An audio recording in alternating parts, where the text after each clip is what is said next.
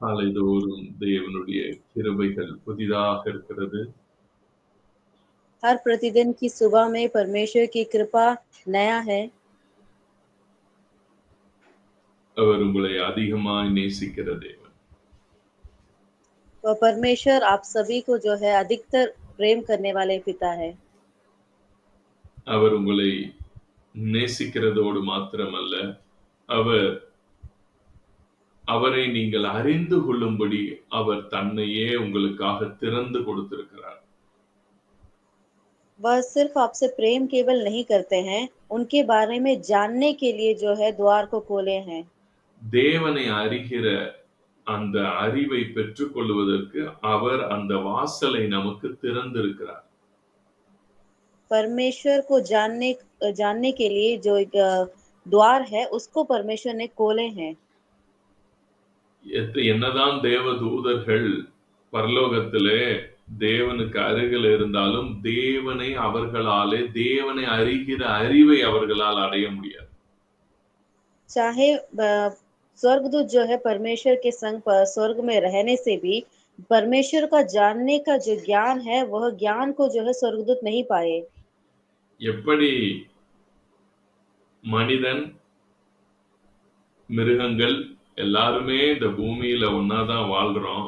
ஆனாலுமே மிருகங்களால மனிதனுடைய உணர்வையும் மனிதனுடைய அறிவையும் மனிதனுடைய வாழ்க்கையையும் எப்படி அறிந்து கொள்ள முடியாதோ அதுபோல தேவனுக்கு பக்கத்திலேயே இருந்தாலுமே தேவதூதர்களால தேவனை அறிகிற அறிவை பெற முடியாது. जैसा पृथ्वी में मनुष्य और जानवर एक संग ही यहाँ पृथ्वी में रहते हैं, जैसा जानवर मनुष्य के जैसा फील नहीं कर सकता है, उसी तरह जो है स्वर्गदूत लोग स्वर्ग में रहते हुए परमेश्वर को जानने का ज्ञान को नहीं पाए। தேவனை அவர்களால் அறிய முடியாது. அறிதல் என்று சொல்லுகிற அந்த வார்த்தை யாதா என்று சொல்லப்படுகிறது. वो परमेश्वर को जो है नहीं जान पाएंगे। जानने का मतलब है वर्ड है यादा। யாதா என்று சொல்லுகிறது அவரையே அப்படியே உள்வாங்கி அவர் யாராக இருக்கிறாரோ அவராகவே நீங்கள் அதுவாக மாறக்கூடிய ஒரு நிலையை அடைகிற ஒரு இது. यादा का मतलब यह है कि परमेश्वर के बारे में सही रीति में ज्ञान को पाकर उसको ही एकदम डीप में जाकर परमेश्वर का जैसा हम सोचेंगे वही उसी चीज को कहते हैं यादा। அவருடைய இருதயத்தின் ஆழங்களை அறியக்கூடிய அறிவு எந்த தேவதூதனுக்கும் வர முடியாது. என்னங்க பாஸ்டர்? அவருடைய இருதயத்தின் ஆழத்துல இருக்கிறது அறிகிற அறிவு எந்த தேவதூதனுக்குமே அடைய முடியாது. जो बात परमेश्वर का गहराई उनके दिल की गहराई की बात जो है उसको जानने का ज्ञान कोई स्वर्गदूत को भी नहीं मिला। அதனாலதான் பாருங்க 1 கொரிந்தியர் 2ஆம் அதிகாரம் 10வது வசனத்தை வாசிச்சு பார்த்தீங்கன்னா அங்க எழுதப்பட்டிருக்கும் அந்த ஆவியானவர் நமக்கு தேவனுடைய இருதயத்தின் ஆழங்களை ஆராய்ந்து நமக்கு அதிலிருந்து எடுத்து கொடுக்கிறாராம். அதை ஆராயக்கூடிய கிருபைகளையும் அதை நமக்கு கொடுத்திருக்காராம். पहला कोरिन्थियों 2 अध्याय का 10वां वचन में कहता है, परंतु परमेश्वर ने उनको अपने आत्मा के द्वारा हम पर प्रकट किया, क्योंकि आत्मा सब बातें वरन परमेश्वर की गूढ़ बातें भी जांचता है। நமக்கு தேவனுடைய ஆவி கொடுக்கப்பட்டிருக்கிறது என்று சொன்னால் நல்லா புரிந்து கொள்ளுங்க. தேவனுடைய ஆவி கொடுக்கப்பட வேண்டும் என்றால் அவர்களும் யாராக இருந்தாதான் முடியும். அதே கேட்டகரியா இருந்தாதான் அந்த ஆவியை அடைய முடியும். हमें देखिए आत्मा दिए हैं, हमें जो आत्मा दिया है वह भी जो है वह कैसा हम परमेश्वर को जानेंगे जब हम एक ही कैटेगरी में जब रहेंगे तो हम परमेश्वर की आत्मा को समझ पाएंगे। தேவனுடைய ஆவி எனக்கு அருளப்பட்டிருக்கு, ஐ அம் ஹேவிங் த ஹோலி ஸ்பிரிட் அப்படின்னு நீங்க சொல்றீங்கன்னாலே அதுக்கு என்ன நீங்க எலிஜிபிளா இருக்கணும்னா அவரோட ஆவியை பெறக்கூடிய தகுதின்னு ஒண்ணு இருக்கு பாருங்களேன். அவரோட ஆவி ஏன் அவர்கிட்ட இருக்குன்னா அவரு அந்த ஆவியை வைக்கிறதுக்கு தகுதி உள்ளவரா இருக்காரு. அந்த ஆவி அவர் உங்களுக்கு தராருன்னா அந்த ஆவியை பெற தகுதி அப்ப உங்களுக்கு இருக்குன்னு அர்த்தம். जब पवित्र आत्मा को आप पाए हैं तो आप ये समझिए परमेश्वर ने हमें दिया है तो वो जो पाने का जो वैल्यू है वो हम पाए हैं, इसीलिए परमेश्वर ने हमें वो पवित्र आत्मा को दिए। தேவன் யாராக இருக்கிறாரோ நன்றாக புரிந்து கொள்ளுங்கள். தேவன் யாராக இருக்கிறாரோ அதுவாகவே நீங்களும் இருக்கிறபடியினால் தான் அவர் தம்முடைய ஆவியை உங்க மேல ஊத்த முடியுது. आप अच्छी रीति से इस बात को समझिए, परमेश्वर कौन है, उसी प्रकार जो है हम भी है, इसीलिए परमेश्वर अपनी आत्मा को मनुष्यों पर हम पर उंडेलते हैं। இல்லைன்னா அவரோட ஆவியை உங்க மேல என்ன செய்ய முடியாதுன்னா ஊத்த முடியாது. नहीं होने से उनका आत्मा को आपके ऊपर नहीं उंडेल पाएंगे। ஒரு பள்ளி ஒரு பள்ளியாக நான் மாற முடியுமானா மாற முடியாது. एक छिपकली के रूप में मैं बदलना है तो मैं बदल नहीं सकता हूँ। இல்ல ஒரு பள்ளிக்கு நானு என்ன ஒரு பள்ளி வந்து இந்த பல்பு பக்கத்துல நிக்குது. இந்த பல்பு எப்படி எரியுதுன்னு நான் அந்த பள்ளிக்கு புரிய வைக்கணும்னா முடியுமா? अभी देखिए एक छिपकली पास में है तो ये बल्ब कैसा जलती है, वह चीज को मैं छिपकली को समझा पाऊंगा क्या? முடியவே முடியாது. नहीं होगा। எத்தனை வருஷம் அதை உட்கார வச்சு நான் டியூஷன் எடுத்தாலும் வேஸ்ட். कितने साल मैं उसे बैठा कर ट्यूशन लो तो भी वो व्यर्थ है। ஆனால் தேவனை அறிகிற அறிவை பெற்றுக்கொள்ளக்கூடிய ஒரு திறனை கர்த்தர் மனிதனுக்குள் வைத்திருக்கிறார். நன்றாக புரிந்து கொள்ளுங்கள். நீங்கள் தேவனை அறிகிற அறிவுக்கு சுதந்திரவாளிகளாக இருக்கிறீர்கள். तो परमेश्वर को जानने का ज्ञान की समझ को जो है मनुष्य के अंदर रखे हैं, इसीलिए हम परमेश्वर को जानने का स्वतंत्रता को पाए हैं। எத்தனை பேருக்கு நான் பேசுறது நல்லா புரியுது? कितने लोगों को मैंने जो कहा वह अच्छी रीति में समझ आया। சோ முதலாவது நீங்க தெரிஞ்சுக்க வேண்டியது நான் ஒரு சாதாரணமான ஆள் இல்ல. நான் வந்து தேவ ரகமா இருந்தாதான் தேவ ஆவியவே பெற முடியும். तो आप इस बात को अच्छी रीति में समझिए कि मैं एक साधारण व्यक्ति नहीं हूँ, मैं परमेश्वर के समान हूँ, इसीलिए मैं परमेश्वर को समझ पाता हूँ। இரண்டாம் ஆதாமாகிய இயேசு கிறிஸ்துவை என்றைக்கு நீங்கள் உங்கள் இருதயத்தில் ஏற்றுக்கொண்டீர்களோ அன்றைக்கு நீங்கள் யாராக மாறினீர்கள் என்று சொன்னால் தேவ ரகமாக நீங்கள் மாறினீர்கள் என்பதுதான் அதனுடைய அர்த்தம். दूसरे आदाम को जब अपने जीवन में आप ग्रहण कर लिए तो उसी दिन आप कैसे बदल गए बोलने से परमेश्वर के रंग में ही आप भी बदल गए। அன்றைக்கு நீங்கள் தேவ ரகமாகி விட்டீர்கள். आप परमेश्वर क्वालिटी, तो परमेश्वर का क्वालिटी में बदल गए। சோ அப்ப நீங்க இப்ப ஒரு சாதாரணமாக உங்களை நீங்கள் என்ன செய்யக்கூடாது, புரியக்கூடாது, அறியக்கூடாது. तो आप अपने आप को साधारण व्यक्ति के रूप में नहीं समझना चाहिए। சோ இந்த காலை நேரத்துல இன்னும் நீங்க தேவனை குறித்த ஆழமான அறிவை அடைவதற்கு நீங்கள் உங்களை என்ன செய்யணும், திறந்து கொடுக்கணும். அப்பதான் தேவனை குறித்த ஆழ்ந்த அறிவு உங்களுக்கு உண்டாகும். तो इस सुबह के वक्त में परमेश्वर के बारे में गहराई रीति से समझने के लिए ज्ञान को प्राप्त करने आपके दिल को खोल कर रखिए। நீங்க இந்த பூமியில இருக்கிற மனிதனை மாதிரியே என்ன செய்யக்கூடாதுன்னா தேவனையும் அதே கேட்டகரியிலேயே கொண்டு வந்து வைக்க கூடாது. आप इस संसार में जैसा मनुष्य रहते हैं उसी रीति में ही परमेश्वर को भी आप लाकर रखना नहीं। இன்னைக்கு நிறைய பேர் என்ன பண்றாங்கன்னா ஆண்டவரையும் மனுஷ கேட்டகரியிலே கொண்டு வந்து வைக்கிறாங்க. आजकल के दिनों में बहुत सारे लोग ऐसा करते हैं कि मनुष्य के समान ही परमेश्वर को भी सोचते हैं। அப்ப என்ன நினைக்கிறாங்கன்னா கடவுள் மனிதனை மன்னித்தார். இப்ப இந்த மன்னிப்புங்கிற ஒரு மேட்டர்ல எடுத்துக்கங்களேன். மன்னிப்பு, ஆண்டவர் மனிதனை மன்னித்தார் அப்படிங்கறத வந்து மனித குலம் எப்படி ஏத்துக்க மாட்டேங்குது, இன்னைக்கு சபை எப்படி ஏத்துக்க மாட்டேங்குதுன்னா ஆண்டவர் மனிதனை மன்னித்தார்ன்றத வந்து எப்படி நினைக்கிறாங்கன்னா ஆண்டவர் வந்து எல்லா கோபத்தையும் ஏசாமி மேல காட்டி, ஏன்னா அவரோட நீதி பாதிக்கப்பட்டிருக்கலன்னா எல்லா கோபத்தையும் இயேசு மேல காட்டி அப்புறம் தான் நம்மள மன்னிச்சாரு அப்படின்னு நினைக்கிறாங்க. परमेश्वर ने मनुष्य को क्षमा किया। इस बात को आजकल की कलीसिया में क्या सोचते हैं बोलने से परमेश्वर ने मनुष्य को माफ करे, क्यों बोलने से अपने पुत्र को बेचकर पुत्र पर अपने पूरा ताड़ना को लगाकर उनके द्वारा परमेश्वर हमें माफ किया, ऐसा सोचते हैं। क्यों बोलने से उनका धार्मिकता में कोई बदलाव नहीं आना है बोलकर, सही रहना है बोलकर यीशु मसीह के द्वारा हमें क्षमा मिला, ऐसा कलीसिया कहता है। ஆண்டவர் நம்மளை மன்னிக்கணும்னா அவருக்கு வந்து அவர் வந்து ஒரு சைடு பெரிய நீதிமான், அவர் வந்து பெரிய நீதி, அவரோட நீதி பாதிக்கப்பட்டுரும். அவர் நம்மளை தண்டிக்கலைன்னா அவர் நீதி பாதிக்கப்பட்டுரும். अगर ऐसा सोचते हैं कि परमेश्वर अगर दंड नहीं देते हैं, तो उनका धार्मिकता जो है बहुत बड़ा है, उस पर कोई फ़र्क नहीं आ जाना। ஆ அவர் அது பாதிக்கப்பட்டுரும். அவரு வந்து தண்டிச்சே ஆவணும் நம்மள. तो परमेश्वर हमें दंड देना ही है, नहीं होने से उनका धार्मिकता में जो है कमी आ फ़र्क आ जाएगा. जाए कमी आ जाएगी। அதுல குறைவு ஏற்பட்டுரும். அதனால கடவுளுக்கு நம்மள தண்டிச்சு தான் ஆவணும். அதே நேரத்துக்கு அவர் நம்ம மேல அன்பா இருக்காரு. तो उसके लिए जो है परमेश्वर हमें दंड देना ही है, उसी समय परमेश्वर हमसे प्रेम से भी रहते हैं। இப்ப நான் என்ன பண்ணணும்? இப்ப நான் 2ம் பாதிக்காதபடிக்கு நான் ஒரு வேலைய செய்யணும். तो मैं क्या करना है कि ये दोनों चीज़ों में जो है कमी नहीं आना है, उस प्रकार का एक काम करना है। அப்ப நான் யோசிக்கிறேன் என்ன பண்ணலாம்? உடனே நான் என் மகன இந்த பூமிக்கு அனுப்பி, என் மகன உங்க இடத்துல என் மகன அடிச்சு, என் நீதியும் பாதிக்கப்படக்கூடாது. அதே நேரத்துக்கு நான் உங்கள மன்னிக்கணும். 2யும் செய்றேன்.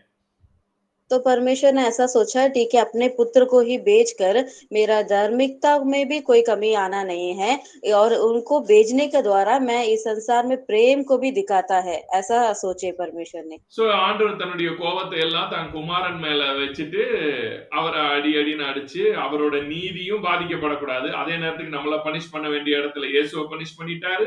அதே நேரத்துக்கு நமக்கு குடுக்க வேண்டிய மன்னிப்பையும் நமக்கு குடுத்துட்டாரு. तो इसीलिए जो है यीशु मसीह को भेजे, यीशु मसीह के ऊपर इतना दंड को दिए, उसके द्वारा जो है अपना धार्मिकता में भी कोई कमी नहीं आना चाहिए और मैं लोग मनुष्य से मेरा प्रेम भी दिखाना है, இப் इसीलिए भेज दिया यीशु मसीह இப்ப को। பாருங்க ஒரே கல்லுல 2 மாங்கா. என்னன்னா, நீதிக்கு நீதியும் அடைஞ்சுட்டாரு. எப்படின்னா, அவர் நீதி சரிகற்ற தேவன். பாவத்துக்கு தண்டிச்சே ஆவணும். அதனால அவரு இயேசுவ அடிச்சு தண்டிச்சுட்டாரு. அதே நேரத்துக்கு அன்பின் தேவன் உன்னையும் மன்னிக்க வேண்டிய நேரத்துல மன்னிச்சுட்டாரு.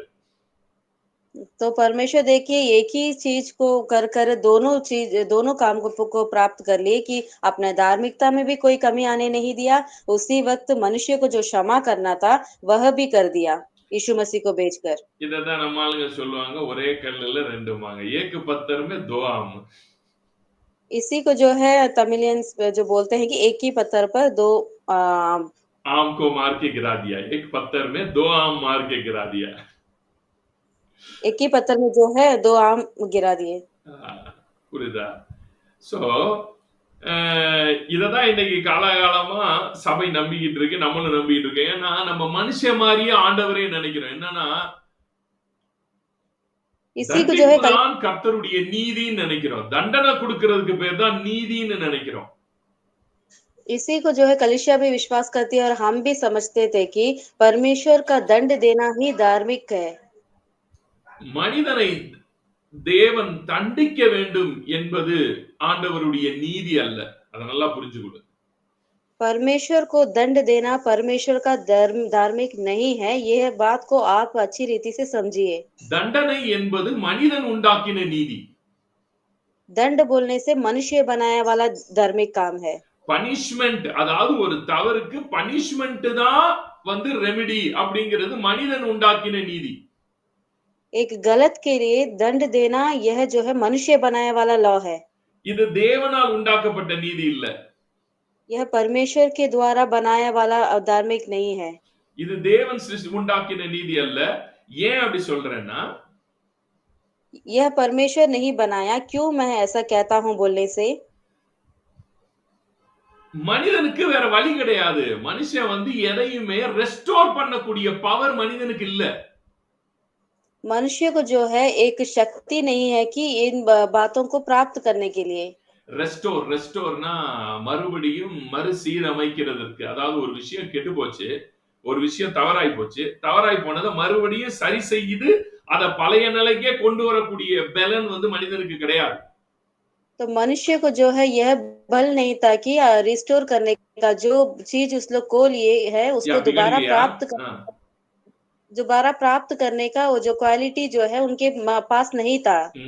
जो चीज बिगड़ गया उसको वापस वही पहले स्थिति में पहले जैसा था वैसे ही उसको वापस लाने का ताकत इंसान में नहीं है. इसीलिए इंसान ने क्या करता था, इंसान ने क्या कर सका, அதனால மனிதன் எவ்வளவு மட்டும்தான் செய்ய முடியும்னா ஒரு விஷயம் தவறாய் போச்சுன்னா அதுக்கு தண்டனை மட்டும் தான் கொடுக்க முடியும். தண்டனை தான் மனிதனுடைய இருதயத்துல என்னவா உணர முடியும்னா நீதியா உணர முடியும். அது மனுஷனுடைய குவாலிட்டி. वो वह ताकत मनुष्य के अंदर नहीं था, इसीलिए उस लोग क्या करे बोलने से अधिकतर पाप गलती हो गया तो उन लोग दंड देकर उससे जो है क्षमा ले लेते थे। இப்ப நீங்க எடுத்து பாருங்க. இப்ப வந்து கோர்ட்ல கொண்டு ஒரு ஒரு ஆளு ஒரு ஆளுக்கு ஒரு ஆள கொன்னுட்டான். நம்ம கோர்ட்ல கூட்டு போறோம். கோர்ட்ல என்ன செய்றாங்க? செத்தவன உயிரோட எழுப்ப முடியுமா? अभी देखिए एक व्यक्ति ने एक व्यक्ति को मार दिया, खत्म कर दिया है। अभी उसको लेकर हम कोर्ट पर ले जाते हैं। हम क्या कर सकते हैं? क्या मरा वाला व्यक्ति को वापस दिला सकते हैं? கோர்ட் கொண்டு போறீங்க. கோர்ட்ல அவன செத்தவன சரிப்பா. ஓகேப்பா. நான் நீதி செய்றேன்ப்பா. சரி அவன செத்தவன உயிரோட எழுப்பு. எழுப்பிற முடியுமா? तो कोर्ट पर लेकर जाकर ठीक है, जज कहता है ठीक है तू गलती कर दिया, वो मर गया, उसको हम जिलाकर दे सकते हैं क्या? அப் அந்த ஜட்ஜால அதிகபட்சம் என்ன செய்ய முடியும்னா, இந்த கொன்னவனுக்கு ஏதாவது தண்டனை குடுக்கிறதுனால, அந்த கொல்லப்பட்டவனுடைய அவனை சார்ந்த உறவுகளுக்கு ஒரு ஆறுதல எதன் மூலமா தான் குடுக்குறாங்கன்னா, தண்டனையின் மூலமாக ஆறுதல குடுக்குறாங்க. இது வந்து ஹியூமன் நேச்சர் ஆஃப் ஃபர்கிவிங். இது வந்து இந்த நீதி வந்து மனிதன் உண்டாக்கின நீதி. तो वो जज अधिकतर क्या कर सकता है बोलने से, वो मरा वाला व्यक्ति के लिए और उनके परिवारों के लिए, ये जो मारा था, वो व्यक्ति को दंड देकर वो परिवार जो आदमी को कोए, वो परिवार को तसल्ली इतना ही दे सकता है था जज। ஆனால் தேவன் மனிதனை போன்றவர் அல்ல. God can restore everything. அதான் ஆண்டவருடைய நீதியினுடைய வல்லமை. लेकिन परमेश्वर जो है मनुष्य के समान नहीं है, परमेश्वर रिस्टोर करने सकते हैं। தேவன் நினைத்தால் உங்கள் வாழ்க்கையை மறுபடியும் மறுசீரமைக்க முடியும். परमेश्वर चाहेंगे तो फिर से आपके जीवन को बदल कर पहले जैसा था वैसा ही कर सकते हैं। தேவனுடைய நீதி, அதாவது மனிதன் பாவம் செய்து விட்டான். இப்ப ஆண்டவர் மனிதனை மன்னித்து விட்டார். மன்னிக்கிறதுங்கிறது என்னங்க? இருதயத்துல வரக்கூடிய உணர்வு தானங்க. तो अभी देखिए मनुष्य पाप कर दिए हैं, उसको परमेश्वर ने क्षमा कर दिया। क्षमा बोलने से वह एक दिल से आता वाला एक फीलिंग्स ही है। நான் உங்கள மன்னிக்கணும். நான் என் இருதயத்துல இருந்து உங்கள மன்னிச்சுட்டேன். मैं आपको क्षमा करना है, मेरे पूरे हृदय से आपको क्षमा कर दिया। இப்ப ஆண்டவர் மன்னிப்பை கொடுத்து விட்டார். மன்னிப்புங்கிறது வெறுமனையா நல்லா கவனிக்கணும். மன்னிப்புங்கிறது வெறுமனையாக ஆண்டவர் மனதுல சரிப்பா நான் உன்னை மன்னிச்சுட்டேன்ப்பா, உன்னை ஏத்துக்கிட்டேன்ப்பா, வாப்பா அப்படின்னு சொல்லி வெறுமனையா ஏத்துக்கிறது மட்டும் மன்னிப்பு கிடையாதான். அவர் நீதி செய்யணுமா இப்ப அவனுக்கு. तो ऐसे ही सिर्फ परमेश्वर ऐसा नहीं चाहे कि मैं माफ कर दिया, ठीक है चलो मेरे पास आओ, ऐसा खाली नहीं करे, बल्कि एक धार्मिक को भी वहां दिखाना था। ஆண்டவர் இப்ப மனிதனுக்கு நீதி செய்யணும். तो परमेश्वर मनुष्य के लिए धार्मिक करना कार्य को जो है दिखाना था। இப்ப அந்த நீதி அவர் எப்படி செய்ய போறாருன்னா, அவன் பாவத்துல விழுறதுக்கு முன்னாடி அவனை எந்த நிலையில் தேவன் வைத்திருந்தாரோ அந்த நிலைக்கு அவனை மறுபடியும் ரெஸ்டோர் பண்றார் பாருங்க. அந்த ரெஸ்டோரேஷனுக்கு பேர் தான் நீதி, ரைச்சஸ்னஸ். தேவ நீதிங்கிறது ரெஸ்டோரேஷன்ல இருக்கே தவிர பனிஷ்மென்ட்ல இல்ல. நல்லா புரிஞ்சுக்கோங்க. तो परमेश्वर ने चाहा कि जहां पर वो पाप करने से पहले जो जहां पर मनुष्य था, वही जगह पर जो है हमें लाकर खड़ा करना, वही परमेश्वर का धार्मिक कार्य। धार्मिक बोलने से हमें दंड देकर हमें क्षमा करना वह नहीं है, बल्कि रिस्टोरेशन करना। जहां जिस स्थान को हम खोए गए, उस स्थान पर हमें लाकर खड़ा करना। மறுபடியும் நமக்குள்ள என்ன மாற்றம், அதாவது நன்மை தீமை அறிகிற அறிவின் விருட்சத்தை உண்டு மனிதன் பாவம் செய்வதற்கு முன்பாக மனிதன் யாராக இருந்தானோ அந்த நிலைக்கு அவனை மறுபடியும் அவனுடைய ஆத்மாவையும் அவனுடைய சரீரத்தையும் அவனுடைய ஆவியையும் எல்லாத்தையுமே திரும்ப ரெஸ்டோர் பண்றார் பாருங்க. அந்த ரெஸ்டோரேஷனுக்கு பேர் தான் ஜஸ்டிஸ், நீதின்னு சொல்றார் அவரு. तो वो जो भला और बुरा फल को खाने से पहले मनुष्य जिस स्थान पर थे, वही स्थान में जो जिस जहां पर हम खोए गए अपने आत्मा, प्राण, शरीर सारे चीजों को जो है दोबारा सा लेकर आके वहीं पर हमें बनाते हैं ना, वही चीज है परमेश्वर देता वाला रिस्टोरेशन। அதுதான் நீதி, ஜஸ்டிஸ். वही है जो है धार्मिक। இப்ப நம்ம ஒருத்தனை மன்னிக்கிறோம். மன்னிச்சுட்டு நம்ம சொல்றோம், சரி இனிமேல் நான் அவன மன்னிச்சுர்றேன். மன்னிச்சாலுமே நம்ம இருதயம் அவங்கள பழைய நிலைக்கு கொண்டு வராது பாருங்க. நம்மளால நீதி செய்ய முடியாது. ஏன்னா, நீதிங்கிறது தேவனுடைய ஒரு மேட்டர். அது என்னன்னா, எந்த நிலையில அவன் முதல்ல இருந்தானோ, அதே நிலைக்கு உங்க இருதயத்துல அவன திருப்பி கொண்டு வந்து வைக்கணும். முடியுமா அது நம்மளால? अभी एक व्यक्ति ने गलत कर दिया, उसे हम दिल से क्षमा कर दिए, लेकिन भी हम जो है पुराना व्यक्ति जिस स्थान पर वो व्यक्ति था, वहां रहकर हम उसे नहीं देखते हैं, क्योंकि हमारे पास वो धार्मिक नहीं है, परंतु परमेश्वर जो है धार्मिक धार्मिक करने वाले हैं। If God forgives someone, தேவன் ஒரு மனிதனை மன்னிக்கிறார் என்று சொன்னால், அது வெறும் மன்னிப்பாக மட்டும் இருக்காது, அது ரெஸ்டோரேஷனாகவும் இருக்கும். अगर एक परमेश्वर एक व्यक्ति को क्षमा करते हैं, तो वो सिर्फ सिर्फ नहीं करते हैं, बल्कि उसको रिस्टोरेशन करते हैं। அவனை முன்னிருந்த அதே நிலைக்கு மறுபடியும் திருப்பக்கூடிய வல்லமை அவருக்கு உண்டு. वो मनुष्य पहले जिस स्थान पे था, वही स्थान पर लाने का पावर जो है, शक्ति परमेश्वर के पास है। இப்ப நீங்க நல்லா கவனிக்கணும். சிலுவையின் மரணம் அப்ப எதுக்கு பாஸ்டர்? அப்ப எதுக்கு? அப்ப இதுவரைக்கும் நமக்கு சொல்லிக் கொடுத்தது என்ன? இயேசுநாதரை போட்டு பிதா அடி அடின்னு அடிச்சு, அவருடைய நீதி அங்க நிலநாட்டிட்டு, நான் நீதிமான்ரா, நான் தண்டிக்கிற தேவன்ரா அப்படின்றத நிரூபிச்சுட்டு, நம்மள மன்னிச்சிட்டாரு அப்படின்னு தானே இதுவரைக்கும் எங்களுக்கு சொன்னாங்க. அப்ப எதுக்கு சிலுவை? அப்படின்னு நீங்க तो கேட்கலாம். आप पूछ सकते हैं कि तो क्रूस किस कारण से है? क्यों यीशु मसीह संसार पे आए? हम इतने दिन यह सोचते थे कि यीशु मसीह को मार कर परमेश्वर ने वो दंड उनका ऊपर देकर हमें क्षमा कर दिया है, ऐसा ही हम सुनते आते थे। இது புரியணும்னா यह बात को समझना है तो ம், நல்லா புரியுங்க. ஹூ இஸ் கிரைஸ்ட்னு புரியணும். ஜீசஸ் யாருன்னு புரியணும். मसीह कौन है करके समझना है। இயேசு கிறிஸ்து சர்வத்தையும் தாங்கி பிடித்திருக்கிறவர், சகலமும் அவருக்குள் நிலை நிற்கிறது என்று வேதம் சொல்லுகிறது. वचन कहता है कि मसीह जो है सब सारे चीजों को पकड़ कर रखे हैं और सारे चीजें उनके द्वारा है, उनमें है। சொல்லப்போனா இவர்தான் மெய்யான ஆதாம். சொல்லப்போனா இவர்தான் உண்மையான ஆதாம். தோட்டத்துல बोले வந்தவன் வெறும் டைப் தான். ஒரு தோட்டத்துல வந்த அந்த ஆதாம் இவருக்கு ஒரு என்னவா வந்தான்? ஒரு மாடலா வந்தவன் தான் தோட்டத்துல வந்தவன். இவர்தான் ஒரிஜினல் ஆதாம். बोले जाएंगे तो ओरिजिनल आदम सच्चा आदम ही मसीह है। जो पहला जो वो वाटिका पर आया वाला आदम जो है, इसका एक हमशक्ल या एक मॉडल के रूप में ही आया था। இத நான் கிளாஸ்ல உங்களுக்கு இன்னும் வெள்ளிக்கிழமை உங்களுக்கு நான் டீப்பா எடுப்பேன்.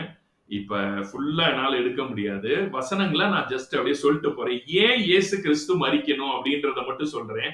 எப்படி அங்க அந்த இடத்துல தேவன் தம்முடைய நீதியை விளங்க பண்ணினாரு. இயேசு கிறிஸ்துவினுடைய மரணம், அவருடைய ரத்தம் சிந்துதல், அவருடைய மரணம், அவருடைய உயிர்த்தெழுதல்ல எப்படி தேவன் தன்னுடைய நீதியை வெளிப்படுத்தினாரு அப்படிங்கறத மட்டும் ஷார்ட்டா சொல்லிடுறேன் இப்ப.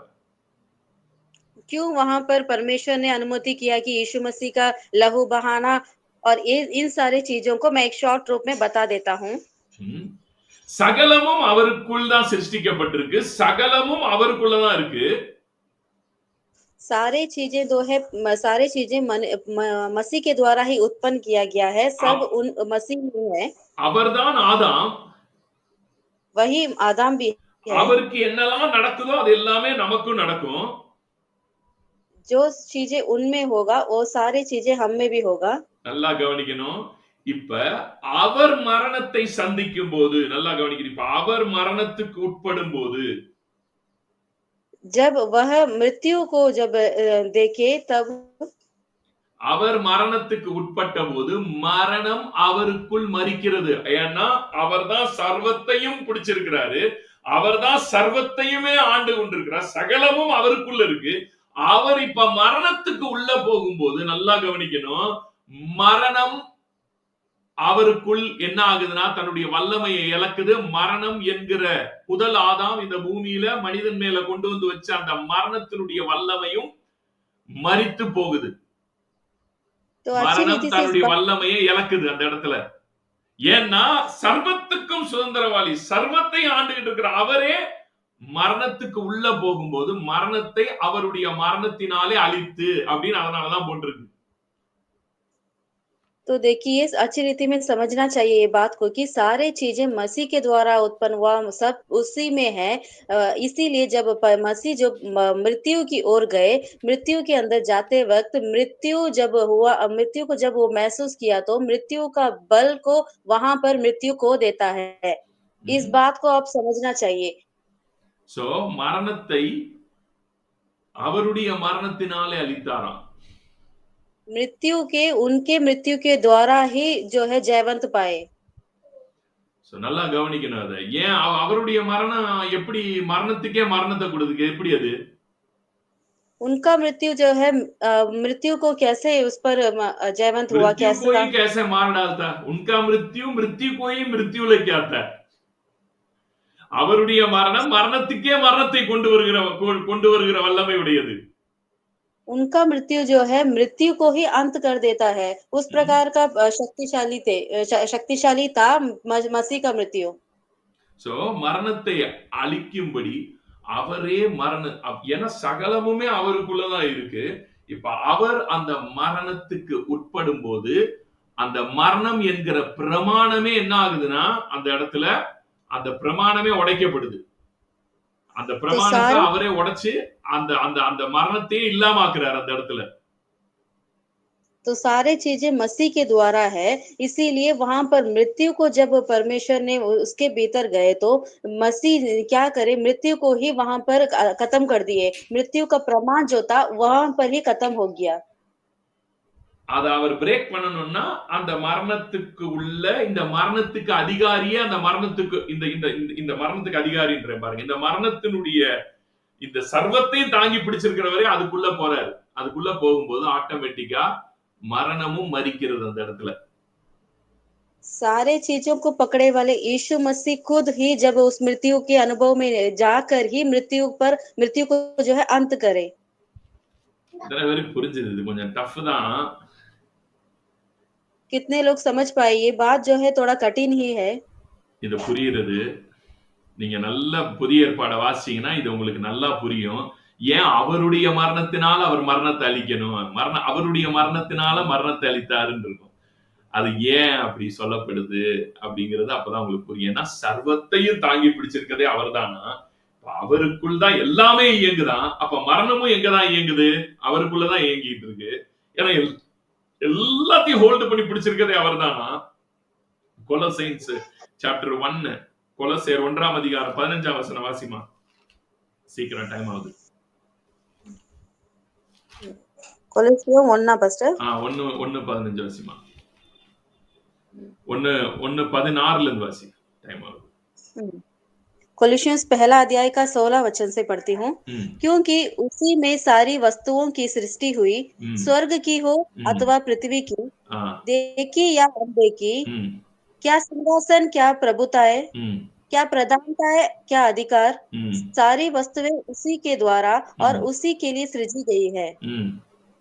அடுத்தது और वही सब वस्तुओं में प्रथम है, और सब वस्तुएं उसी में स्थिर रहती है।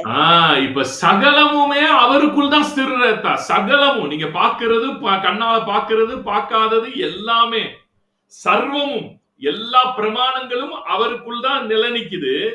இப்ப ஒரு பிரமாணத்துக்குள்ள முதல் ஆதாம் நம்மள கொண்டு போய் விட்டுட்டான். மாவம் மரணம் என்கிற பிரமாணத்துக்குள்ள நம்ம ஆவியை கொண்டு போய் வச்சுட்டான் முதல் ஆதாம். இப்ப அதுல இருந்து நம்மளை மீட்கிறதுக்கு, உங்களை ரெஸ்டோர் பண்றதுக்கு சர்வத்தை தாங்கி பிடிச்சிருக்கிற அவரே என்ன பண்ண வேண்டியது இருக்கு? அந்த பிரமாணத்துக்குள்ள போய் அந்த பிரமாணத்தை என்ன செய்யறாரு? அங்க இருந்து அந்த பிரமாணத்துல மாட்டிக்கிட்டு இருக்கிற நம்முடைய ஆவிய அங்க இருந்து ரிலீஸ் பண்றாரு. இதுதான் ஆக்சுவலா கிராஸ்ல நடந்த ஒரு விஷயம். तो देखिए, ये सारी चीजें जो है मसीह में ही है। जितने चीज हम देखते हैं, नहीं देख पाते हैं, सब कुछ मसीह के द्वारा मसीह में ही है। इसीलिए जो पहला आदम हमें जो मृत्यु को देकर गया, तो वो मृत्यु भी मसीह में था। तो मसीह खुद ही मृत्यु के रास्ता पर जाना पड़ा। तब वहां पर जाकर ही हमें मृत्यु का प्रमाण को तोड़कर हमें जयवंत करते हैं। यही चीज जो है असलियत में क्रूस पर हुआ वाला बात है। Actually, it's a matter of justice. It's a matter of restoration. உங்களையும் என்னையும் தேவன் மரணத்தின் மன்னிச்சிட்டேன் அப்படின்றது வெறுமனையா சரிப்பா மன்னிச்சிட்டப்பா சரிப்பா நீ ஒண்ணும் பண்ண முடியாது. செத்தது செத்துட்ட. நீ வா செத்து எல்லாரும் வந்துரு அப்படின்னு சொல்லாம, உங்கள மறுபடியும் ரெஸ்டோர் பண்றாரு பாருங்க. அந்த ரெஸ்டோரேஷனுக்கு பேர் தான் ஜஸ்டிஸ் அப்படின்னு சொல்றோம். तो सिर्फ केवल परमेश्वर ऐसा नहीं करे कि ठीक है तू मृत्यु को पा लिया मैं क्षमा कर देता हूँ तो डायरेक्ट आ जाओ ऐसा नहीं बोले लेकिन हम जिस स्थान को खोए ना वह स्थान को प्राप्त करने के लिए ही क्रूस पर जो है रेस्टोरेशन को हम पाना है बोल के अपने धार्मिक बात को वहां पर प्रकट करे எத்தனை பேருக்கு புரிஞ்சுச்சு? कितने लोगों को समझ में आया இதை ஏன் உங்களுக்கு இவ்வளவு காலையில இதை உங்களுக்கு ஏன் சொல்லி கொடுத்துட்டு இருக்கேன்னா தேவனுடைய இருதயத்தை நீங்க அறியணும். தேவனை நீங்க அறிகிற அறிவால நிரம்பணும். சும்மா ஹியூமன் அண்டர்ஸ்டாண்டிங்ல இருந்து தேவனை பார்க்க கூடாது. காட் ஹூ இஸ் காட், அவர் யாருன்ற இடத்துல இருந்து அவரை புரியணும். அப்பதான் உங்களால அவருடைய அன்பை புரிஞ்சுக்க முடியும். हम सिर्फ मनुष्य की नजर से परमेश्वर को नहीं देखना है। इस सुबह के समय में मैं ये इन बातों को क्यों आपसे कहता हूँ बोलने से परमेश्वर को समझने का ज्ञान को हम प्राप्त करना है। நல்லா புரிஞ்சதா? புரியலன்னா आप लोगों को திருப்பி திருப்பி கேளுங்க. இதை நான் யூடியூப்ல போடுவேன். திருப்பி திருப்பி கேளுங்க. இன்னும் நிறைய வசனங்களை நான் கிளாஸ்ல உங்களுக்கு எடுத்து சொல்லுவேன். अगर आप नहीं समझ पाए तो दोबारा इसको जो है मैं यूट्यूब में डालूंगा। आप बार-बार सुनिए, समझिए और इसके इनके बारे में और गहराई रीति में वचन के साथ मैं क्लास में बताऊंगा। சர்வத்தையும் தாங்கி பிடிச்சிருக்கிற சர்வமும் அவருக்குள்ளதான் இருக்கு. சர்வமும் அவருக்குள்ளதான் இருக்கு. அவரே மரணத்துக்கு உட்படும் போதுதான் அந்த மரண பிரமாணத்துக்குள்ள இருக்கிற நீங்களும் நானும் அந்த இடத்துல இருந்து என்ன ஆகிறோம்னா விடுதலை அடைந்து அவர் யாராக அடுத்த தன்மை எடுக்கிறாரோ அந்த தன்மையை நாமளும் எடுத்துக்கிறோம். तो सारे वस्तुएं जो है सारी चीज मसीह में ही है। जब मसीह खुद वो मृत्यु को जब नहीं देके नहीं पाए तब तक हम भी जो है रिस्टोरेशन नहीं होंगे।